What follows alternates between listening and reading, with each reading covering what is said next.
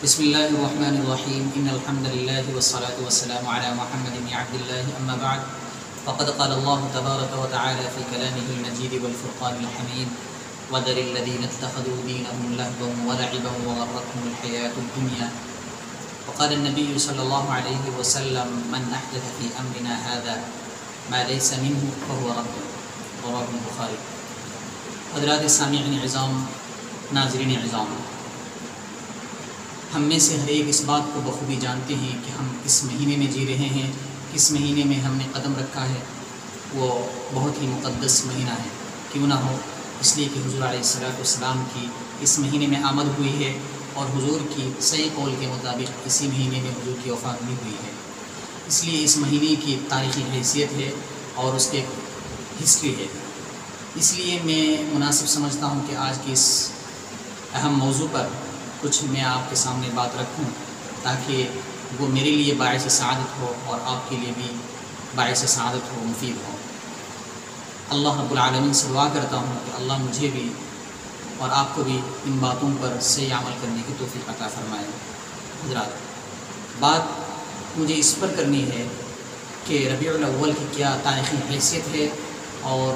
حضور علیہ السلام کی یوم ولادت منانا، یوم وفات منانا کیا شریعت میں اس کی گنجائش ہے۔ میں آپ کے سامنے کچھ فتوے کی روشنی بات کروں گا، اور ویسے اس سے پہلے میں آپ کو کہ یوم ولادت کیسے منایا جاتا ہے، اس کے کیا خرافات ہے، کیا منانا چاہیے کہ ایک عقل مند انسان ان تمام باتوں کو سننے کے بعد کیا اس کو یہ گوارا ہے کہ وہ یوم ولادت کو اس طریقے پر منائے، کیا یوم ولادت منانا اسلام میں جائز ہے۔ تو چلیے میں آپ کو بتاؤں۔ سب سے پہلے تو میں نے حضور علیہ السلام کی حدیث بھی پڑھی ہے، اس سے پہلے میں نے قرآن کریم کی آیت پڑھی ہے، جس میں اللہ رب العالمین فرما رہے ہیں آپ ان لوگوں کے راستے کو چھوڑ دیجئے جنہوں نے دین کو ایک مذاق بنا دیا، جنہوں نے دین نہیں سمجھا، انہوں نے دین کے نام پہ بے دینی شروع کر دیے، ان کو دنیا میں دھوکے میں ڈال رکھا ہے۔ وہ بے پرواہ ہے جن کو دین کے نام پہ بے دینی اچھی لگتی ہے۔ اسی طریقے پر حضور علیہ السلام کی میں نے حدیث مبارک پڑھی ہے، جس میں حضور علیہ السلام فرما رہے ہیں جس نے ہمارے دین میں کوئی ایسی بات پیدا کی جو اس میں نہ ہو، شریعت کی کوئی بات ایسی اس نے شریعت کی طرف منسوخ کر کے کہی ہو جو شریعت میں نہ ہو، تو وہ مردود ہے، اس بات کا کوئی اعتبار نہیں ہے۔ حضرات سامعین، اسی کو تو بدعت کہتے ہیں کہ جس کا شریعت میں کوئی گنجائش نہیں ہے، جس کا شریعت میں کوئی اعتبار نہیں ہے، صحابہ سے، تابعین سے، تبع تابعین سے منقول نہیں ہے، ایسی باتوں کو خود سے گھڑنا، من گڑت باتیں کہنا، یہی تو بدعت ہے۔ احداث شیء لم یکن فی الاسلام، اسی کو بدعت کہتے ہیں۔ حضرات سامعین، میں آپ کو بتاؤں کہ آج ربیع الاول کے نام پر کیا چل رہا ہے۔ آپ جانتے ہیں بڑے بڑے شہروں میں بڑے بڑے جلسے نکالے جاتے ہیں جن کو جلوس محمدی کہا جاتا ہے، جن میں چند ایک خرافات پیش آتے ہیں، جس میں سر فہرست کچھ خرافات آپ کو گناتا ہوں۔ سب سے پہلی برائی تو یہ ہے کہ اس کے اندر تماشے کیے جاتے ہیں، نماز کا ترک کیا جاتا ہے، نماز کو کھلے عام چھوڑا جاتا ہے، پٹاخے چھوڑے جاتے ہیں، اس کے بعد غلط رسومات انجام دیے جاتے ہیں، اس میں بہت ساری اور بدکرداریاں انجام دی جاتی ہیں۔ اس لیے آپ خود بتائیے، نماز اتنی اہم چیز ہے، اگر نماز چھوڑ کر کوئی جلسے جلوس میں لگے رہے، نماز کو وقت پر نہ پڑھے، اس سے بڑا گناہ کیا ہو سکتا ہے۔ لیکن آج کے ہمارے نوجوان، آج کے ہمارا یہ طبقہ یہ سمجھتا ہے کہ ان تمام کو کیے بغیر صرف حضور علیہ السلام کی یوم ولادت کو منانا، ان کے غم کو غم منانا اور ان کی آمد کو استقبال کے طور پر منانا، یہ ہمارے لیے بہت بڑی چیز ہے۔ لیکن یاد رکھیے، شریعت ایسی چیز نہیں ہے، شریعت میں ایسی افواہوں کا کوئی اعتبار نہیں ہے۔ آپ جانتے ہیں صحابہ کرام رضوان اللہ علیہم اجمعین جو حضور پر اپنی جان کو نثار کرنے، حضور کی بات پر اپنی جان لگانے کو تیار رہتے تھے، وہ صحابہ کبھی حضور علیہ السلام کی یوم ولادت نہیں منائے، اسلاف نے کبھی یوم ولادت نہیں منائی، اور جو بزرگان دین گزرے ہیں آج بھی علماء دیوبند کبھی یوم ولادت نہیں مناتا۔ لیکن ہم میں سے کچھ لوگ ایسے ہیں جو یوم ولادت کو بڑے فخریہ انداز میں مناتے ہیں۔ یاد رکھیے، اس کا شریعت میں کوئی اعتبار نہیں ہے۔ اسی کو تو بدعت کہا جائے گا، جو اسلاف میں نہ ہو، جو شریعت میں نہ ہو، اسی کو ہم دین کا حصہ سمجھ بیٹھے ہیں۔ یہی تو خرافات ہے، یہی تو بدعت ہے۔ اس سے پہلے اس کے بعد ہم چلتے ہیں ایک دوسری بات کی طرف، وہ یہ ہے کہ آج کے اس دن میں ہم بہت سے لوگ یہ سوال کرتے ہیں کیا روزہ رکھنا چاہیے یا نہیں۔ تو میں آپ کو بتاؤں، یاد رکھیے روزہ بہت ہی مقدس عبادت ہے۔ روزہ سے خدا کی قرب حاصل ہوتا ہے، خدا کا قرب حاصل ہوتا ہے، اور روزہ کے بارے میں بھی یہی فضیلت ہے کہ اللہ کل قیامت کے دن کسی سے بدلہ نہیں دیں گے، اللہ خود اس کا بدلہ دیں گے۔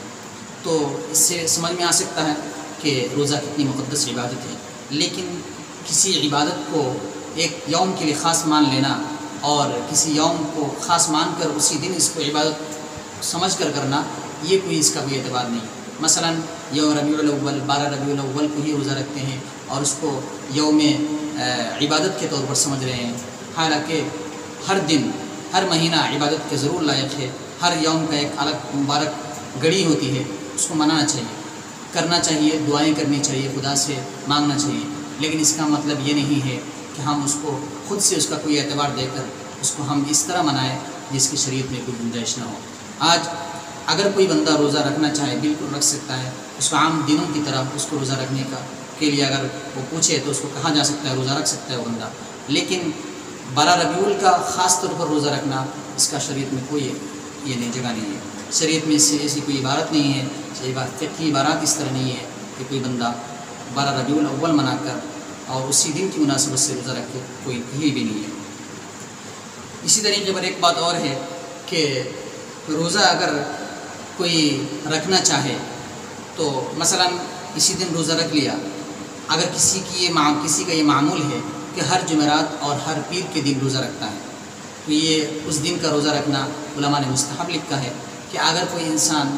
جمعرات اور پیر کے دن روزہ رکھتا ہے، ہر مہینے کا اس کا ایک یہ معمول ہے تو وہ رکھ سکتا ہے۔ لیکن اسی طریقے پر اگر 12 ربیع الاول کا جو دن ہو رہا ہے، اسی 12 ربیع الاول کے دن اگر اس کا وہی معمول یعنی جمعرات کا دن بیٹھتا ہے یا پیر کا دن بیٹھتا ہے، تو وہ معمول کے حساب سے اگر روزہ رکھے گا تو اس کا روزہ مستحب درجے کا ہوگا۔ اس کے علاوہ اگر ویسے عام جیسے ربیع الاول ہے اور ہم روزہ رکھتے ہیں اور پھر ہم اس کو سنت یا مستحب سمجھتے ہیں، ایسی کوئی بات نہیں ہے اور ایسا کرنا مستحب بھی نہیں ہے۔